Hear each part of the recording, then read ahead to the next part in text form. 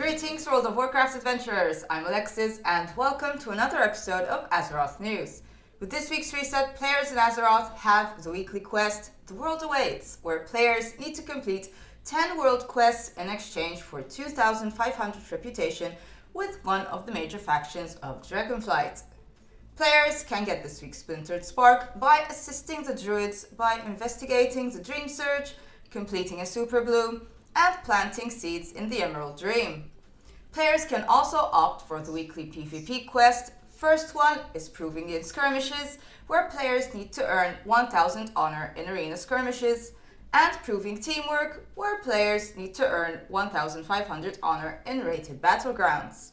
This week's fated raid is Emerdrasil, the Dream's Hope, and this will be the last week where the raids will be on a rotation basis. As of next week, all 3 Dragonflight raids will be fated, so it will become much easier to get any best-in-slot items needed from specific raid bosses. Other than the weekly quests and fated raids, it's been pretty quiet in Azeroth lately as players are adventuring away in Pandaria Remix. For those working on their 2nd, 3rd, or even 4th Pandaria Remix character, the necklace, rings, and trinket achievements have become account-wide. In the recent hotfix, Blizzard has made these jewelry pieces purchasable from Lida Morutu in any Infinite Bazaar for 10 bronze each. So for 50 bronze, you can quickly gear up your level 70 alts, filling in the last remaining available gear slots if you have already completed the achievement on another character. Players that participated in frog farming had their cloaks nerfed, resetting their stamina to 25k and all other stats to 2.5k, no matter how much you actually got from the frogs. However, players that were deemed not a frog farmer were happy to find 3 quests which award a total of 40,000 bronze.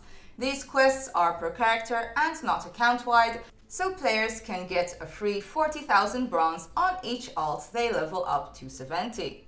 Speaking of cloaks, previous posts noted that the Cloak of Infinite Potential had a maximum cap of stamina from threads of 200,000, making it far from infinite as its name implies.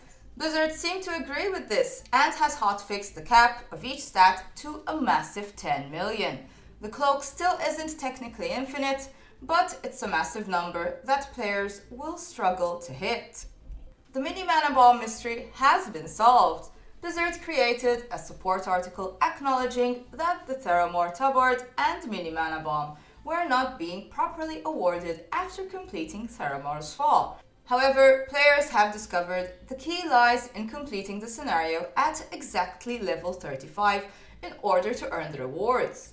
Level 35 seems oddly specific, but as explained by Warcraft Wiki, the original pre-expansion scenario required level 85 characters, and although this scenario could be completed at level 90, it no longer offered the tabard or toy following the full release of Mist of Pandaria.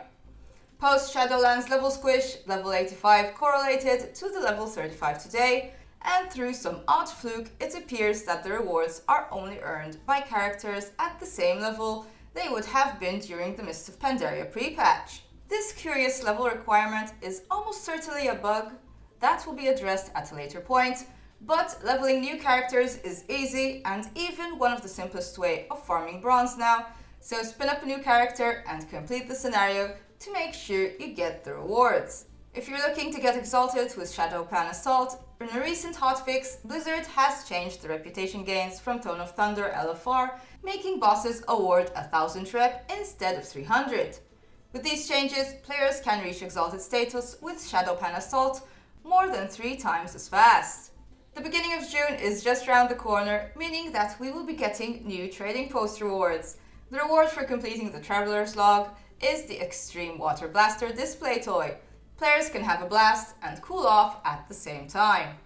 There are 2 mounts available, the Pearlescent Goblin Wave Shredder, which is a new mount, and the Riding Turtle, a former TCG mount, both costing 700 tender each. There's Marok the Pet at 500 tender, and this summer-themed toy, the Colorful Beach Chair, at 200 tender. And in upcoming events, the Darkmoon Faire is back next Sunday, starting from June 2nd until June 8th. And we have a micro holiday, 1000 Boat Bash, where players in Azeroth can take a break and go boating in Thousand Needles. The event starts on June 6th and lasts until June 8th. And that's it for this week's news. Be sure to give this channel a subscribe to continue receiving updates. I'm Alexis for Azeroth News. Safe travels and profitable ventures.